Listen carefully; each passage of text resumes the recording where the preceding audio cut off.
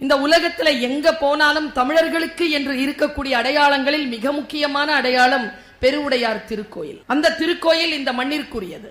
இந்த திருக்கோயிலுக்கு வந்த அந்த ஜெர்மானியன் எழுதினான், Rajaraja Chola started to build a building to Lord Shiva, but he finished the building for Lord Shiva like a jewelry என்று சொல்றார். சொல்லிலிருந்து கிடைக்கக்கூடிய சிந்தனை.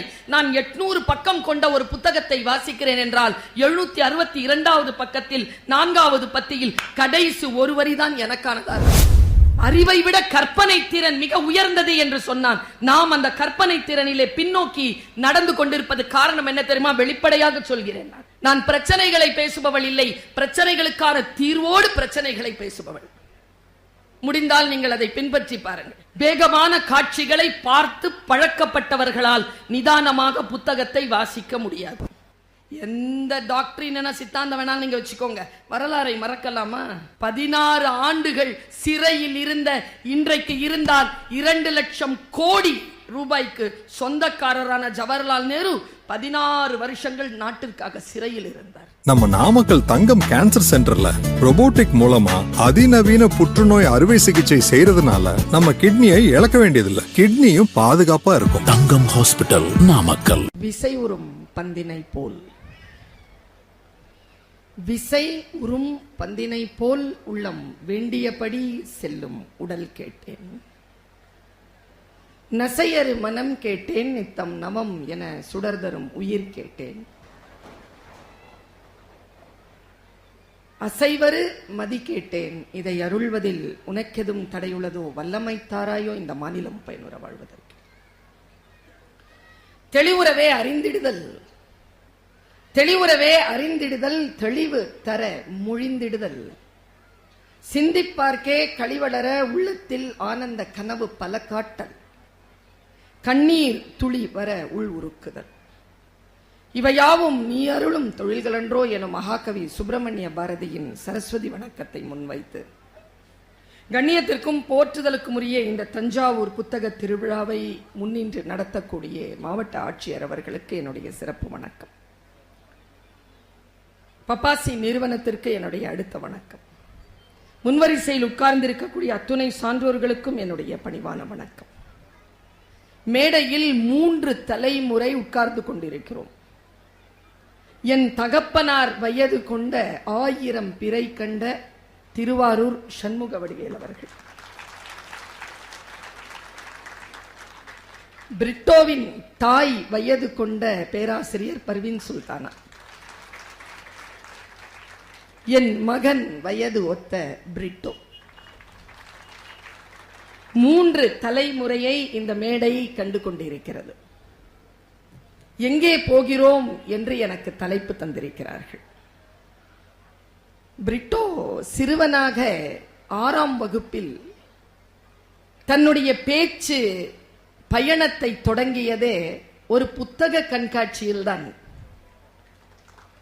அதிலிருந்து எங்கோ சுற்றி கொண்டு வந்து என்னிடத்தில் சேர்ந்தான். தமிழ் பேச்சு எங்கள் மூச்சு என்கின்ற நிகழ்ச்சியில் நான் அவனை சந்தித்தேன். என் பக்கத்தில் உட்கார்ந்து கொண்டு எவ்வளவு குறும்பு இருக்கும் என்னிடத்தில் கேட்கிறான், அம்மா 3 நிமிடத்தில் மணி அடிக்க மாட்டீர்களே? நான் சொன்னேன், தம்பி நீ மணி அடிக்கவே கூடாது, நீ பேசுகின்ற பொழுது என்கின்ற நிலைக்கு உன்னை உயர்த்துவதற்காகத்தான் நான் 3 மணித்துளிகளில் மணி அடித்தேன் என்று சொன்னேன். மிக சிறப்பாக விதை நெல் குறித்து, விதையின் செறிவு குறித்து தம்பி பேசியிருக்கிறான். உலகத்திலேயே மிக உயர்ந்த திருநாடாக இருக்கக்கூடிய இந்தியாவின் நெற்களஞ்சியம் தஞ்சை. இங்கிருந்துதான் விதைகள் எல்லா இடத்திற்கும் செல்லுபடியாகின்றன.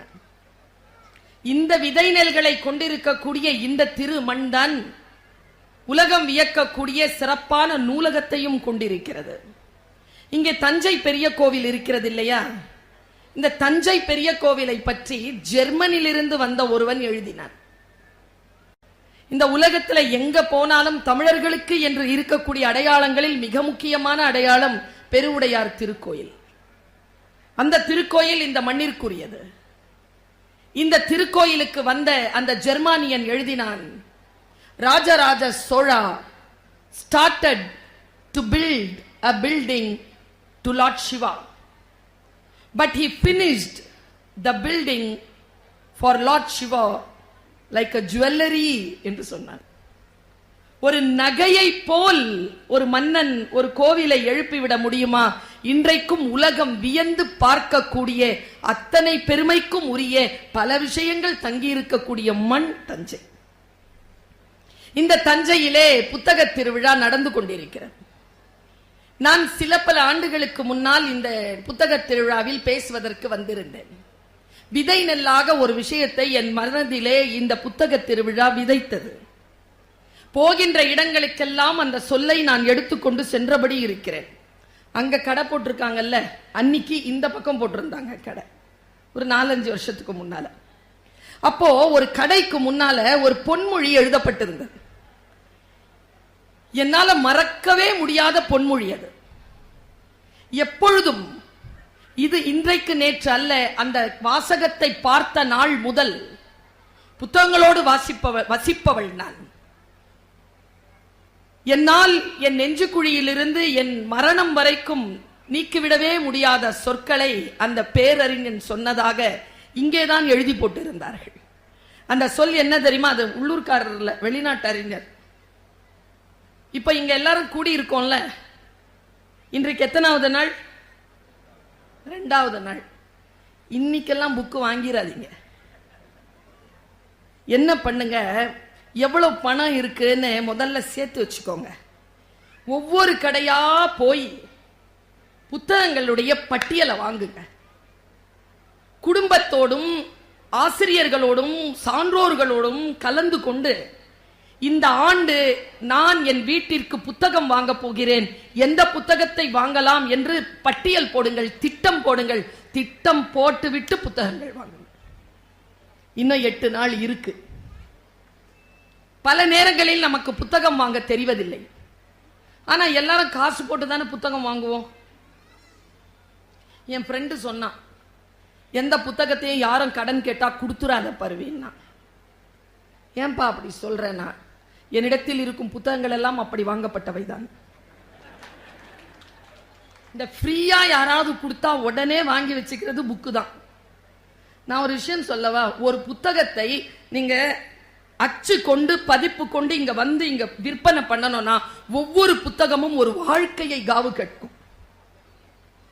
பதிப்பாளர்கள் எல்லாம் சும்மா கிடையாது, எழுத்தாளர்கள் எல்லாம் சும்மா கிடையாது. காசு கொடுத்து புக்கு வாங்கணும். நான் பல நாட்கள்ல எங்க புத்தகம் கொடுத்தாலும் உடனே காசு கொடுத்துருவேன், அந்த புத்தகத்துக்கான காசு கொடுத்துருவேன்.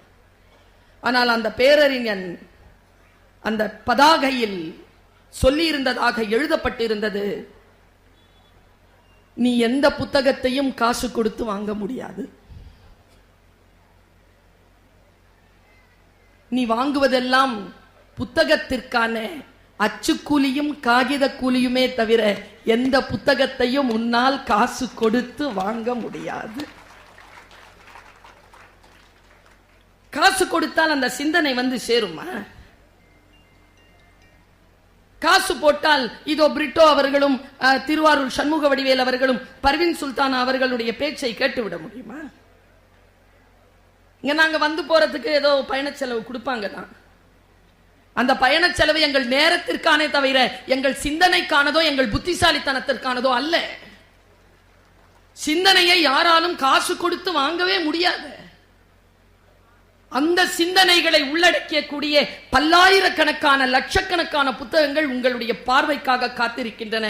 இப்படி சொல்லி என் பேச்சை தொடங்குகிறேன். நான் யாருடைய உதடுகளில் ஒளிந்து கொண்டிருக்கக்கூடிய சொல் நம் வாழ்க்கையை மாற்றும் என்று நமக்கு தெரியாது. அந்த புத்தகம் அந்த சொல் எந்த புத்தகத்திற்குள் ஒளிந்து கொண்டிருக்கிறது என்று கூட நமக்கு தெரியாது.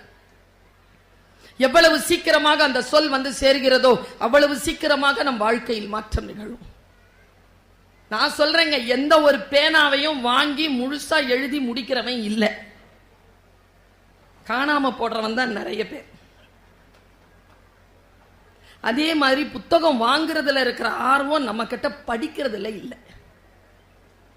ஒரு டீச்சரா சொல்றேன், அறிவிப்பாளர் என்னை பட்டிமன்ற பேச்சாளர் என்றார். நான் பட்டிமன்ற பேச்சாளர் மட்டுமில்லை, இது நான் கல்லூரியில் பேராசிரியராக பணிபுரிந்து கொண்டிருக்கக்கூடிய என்னுடைய வெள்ளி விழா ஆண்டு. 25 ஆண்டு காலம் நான் இணை பேராசிரியராக பணிபுரிந்து கொண்டிருக்கிறேன். நான் யோசித்து பார்க்கிறேன், புத்தகங்களில் இருந்து கிடைக்கக்கூடிய சிந்தனை, சொல்லில் இருந்து கிடைக்கக்கூடிய சிந்தனை.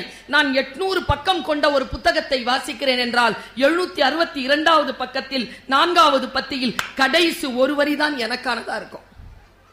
அந்த ஒரு வரியை நான் அடைவதற்கு நான் 800 பக்கங்களையும் படித்தாக வேண்டும். எங்கே போகிறோம் நாம்? தம்பி ஒரு வார்த்தையை சொன்னான், பாஸ்வேர்டு போடுறதில்ல, பாஸ்வேர்ட்லாம் 1 2 3 4ன்னு போடுறாங்க. ஏன்? இன்னைக்கு கணக்குல பிஎஸ்சி மேத்தமெட்டிக்ஸ் சேர்றதுக்கு ஆள் இல்லைங்க. ஏன்? ஐன்ஸ்டீன் சொன்னான், imagination is more than knowledge.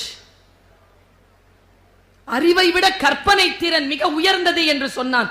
நாம் அந்த கற்பனை திறனிலே பின்னோக்கி நடந்து கொண்டிருப்பது காரணம் என்ன தெரியுமா? வெளிப்படையாக சொல்கிறேன், நான் பிரச்சனைகளை பேசுபவள் இல்லை, பிரச்சனைகளுக்கான தீர்வோடு பிரச்சனைகளை பேசுபவள்.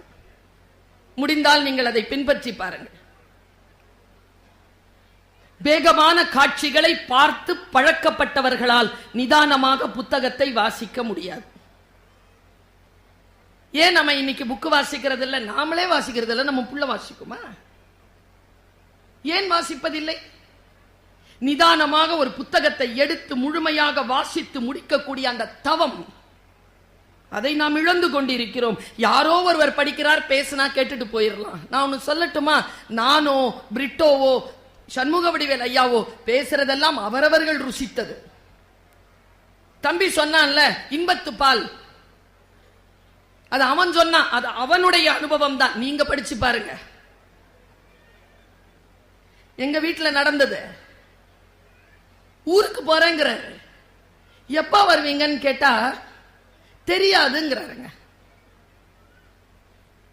இப்ப நான் என்ன பதில் சொல்றது? ரொம்ப புதுசு, நான் அப்ப கல்யாணமான புதுசு.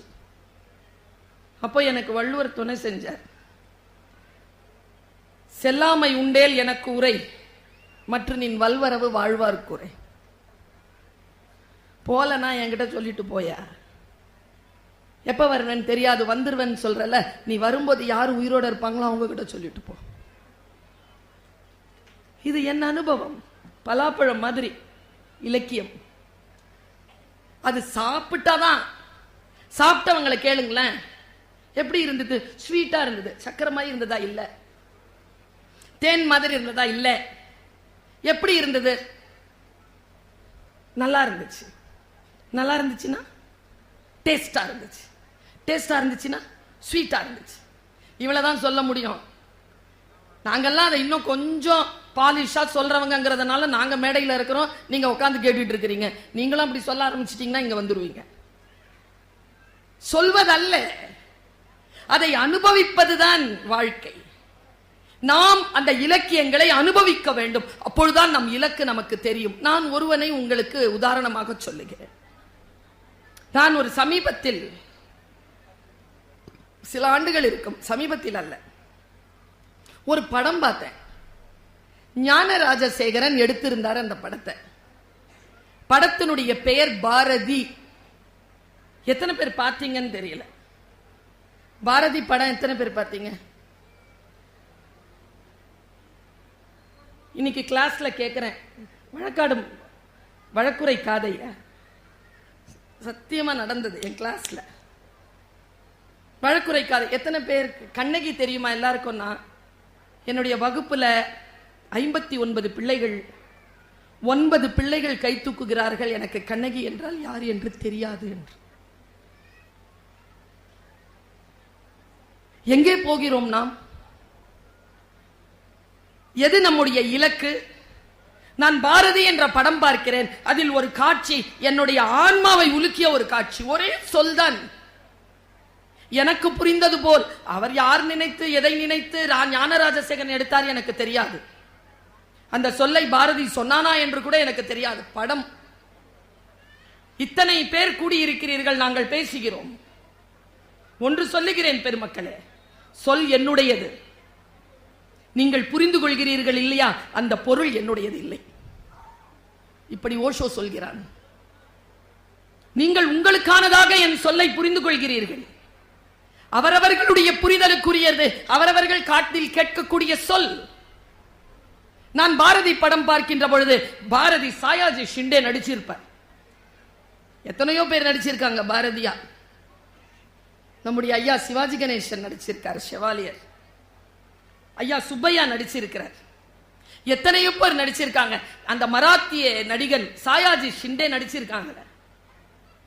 அவன் உட்கார்ந்துருப்பான். இப்படி ராத்திரி நேரம் ஒரு காட்சி இருக்கும்.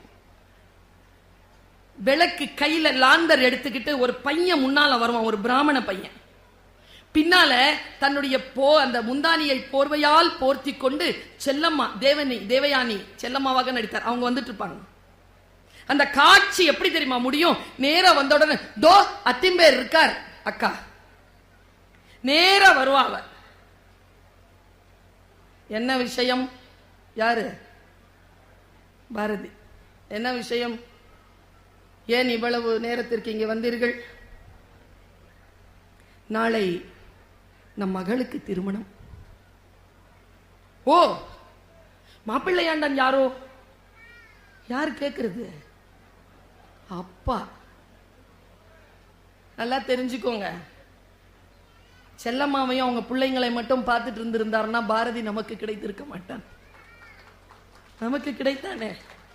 அவங்க கிட்ட கேட்கிறாங்க, எப்போ கல்யாணம்? நாளைக்கு. யார் பிள்ளையாண்டான்? நம்முடைய உறவுக்கார பையன் தான். ஓ அப்படியா, சரி. வந்ததன் நோக்கம்? செல்லம்மாக்கு எப்படி இருக்கும்? அத்திம்பேர் வரணும். ஏனாக்கும் யாரு? பாரதி. நீங்க வந்தாதான் பொண்ணுக்கு மரியாதை. அப்பாவா இல்லையோ? நீங்க வரணுமா இல்லையோ? சரி, நீங்கள் பத்திரமாக போங்கள், நாளைக்கு வருகிறேன் அப்படின்ட்டு கண்ணை இப்படி வச்சுப்பாங்க. என்ன காட்சி அது? நான் பார்த்த காட்சியை எல்லோரும் பார்த்தீர்களான்னு எனக்கு தெரியாது. எல்லாரும் தான் பார்த்திருப்பீங்க. விஸ்வரூபம் என்பது காட்டப்படுவதல்ல, நாம் காண்பது தானே. ராமநாராயண் படம் மாதிரி பெருசாவா நிப்பாரு பெருமாள்? நாம பார்க்கணும் அந்த விஸ்வரூபத்தை. இப்படி கண்ணை இப்படி வச்சுக்கிட்டு இந்த சப்பலாங்கள் போட்டபடி அப்படி எந்திரிச்சு நிப்பான் சாயாஜி. என்ன டைலாக்? இதான் டைலாக். அவன் சொல்லுவான், நான் கவி, மகா கவி, சிம்மாசனத்தில் இருப்பவன். உங்கள் சாமானியர்களுக்காக இறங்கி வருவதில் எனக்கு ஒன்றும் சிரமம் இல்லை. வருகிறேன், போங்கள். அடப்பாவி, எப்போ நமக்கு இது புரியும்? கவிஞர்கள் சிம்மாசனத்தில் உட்கார்ந்து இருக்கக்கூடியவர்கள், அவர்கள் சாமானியர்களுக்காக இறங்கி வந்து அந்த புத்தகங்களை நமக்கு தந்திருக்கிறார்கள். அதை வாசிக்கக்கூடிய வாய்ப்பாவது நாம் பெற வேண்டுமே. அவர்களுடைய அனுபவத்தை நாம் பெற வேண்டுமே. தன்னுடைய மனைவியின் மீது காமம் கொண்டு மலையையும் ஆறையும் மழையையும் கடந்து தொங்கிக் கொண்டிருந்த பாம்பை வேறாக நினைத்து விழுதாக நினைத்து ஏறி சென்று காமத்திற்காக தன் மனைவியை பார்க்க போனார் ஒருவர். மனைவி கேட்டாள், நான் தான் சொல்லிவிட்டு வந்தேனே அடுத்த வாரம் வந்து விடுகிறேன் என்று. எதற்காக அவ்வளவு அவசரமாக வந்தீர்கள்? இந்த உடலின் மீதா உங்களுக்கு அவ்வளவு ஆசை? என்னுடைய உடலின் மீது, உங்கள் காமத்தின் மீது நீங்கள் வைத்திருக்கக்கூடிய ஆசையை நீங்கள் பரந்தாமனாக நினைக்கக்கூடிய அந்த ராமனிடத்தில் வைத்திருக்க வேண்டாமா என்ற கேட்ட ஒற்றை கேள்வியில் எழுப்பப்பட்டதுதான் துளசிதாசர் எழுதிய ராமாயணம். சொல். நாம் எங்கே போய் கொண்டிருக்கிறோம்? தம்பி சொன்னானே, முதுமையான வயசுங்க, சுட்டா வெளியில ரத்தம் கூட வரல அந்த ஆளுக்கு. சுட்டு கொன்னாங்க. மகாத்மா காந்தி எப்படி வாழ்க்கையை தொடங்கி எங்கே முடித்தார்? அவர் எங்கே போனார்? இவ்வளவு பேசுகிறோமே. பண்டித ஜவஹர்லால் நேரு பற்றி இன்றைக்கு ஆட்சி செய்யக்கூடியவர்கள் எல்லாம் கேலி செய்கிறார்களே, அனுமதிக்கலாமா? எந்த டாக்டரின் சித்தாந்தம் வேணாலும் நீங்க வச்சுக்கோங்க, வரலாறை மறக்கலாமா? 16 ஆண்டுகள் சிறையில் இருந்த இன்றைக்கு இருந்தால் 2 லட்சம் கோடி ரூபாய்க்கு சொந்தக்காரரான ஜவஹர்லால் நேரு 16 வருஷங்கள் நாட்டிற்காக சிறையில் இருந்தார். எங்கே போகிறோம் நாம்? சூர்யா நம்ம எல்லாருக்கும் தெரியும்ல, யாரு? சும்மா சொல்லுங்க, யாரு திட்டமாட்டேன். யாரு? சூர்யா சென்னு ஒருத்தர் தான். ஆங்கிலேயர்களுடைய ஆயுத கிடங்களை தீ வச்சான். 25 வயசு. அவனை கணுக்கணுவா உடைச்சி எத்தனை ஜாயின்ஸ் இருக்கோ அத்தனை ஜாயின்ஸையும் உடைச்சி தூக்கல போட்டான். அவன் பேர் சூர்யா சென். அவனை பத்தி நமக்கு தெரியாது. எங்கே போகிறோம் நாம்?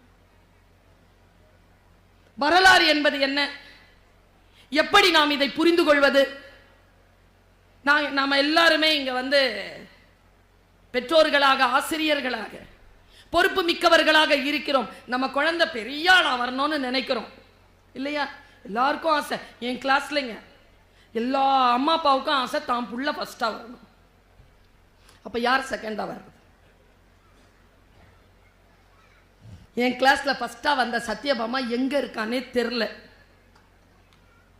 நான் 10வது ரேங்க் தான். நான் எங்க இருக்கிறேன்னு சத்யபாமாவுக்கு தெரியும்.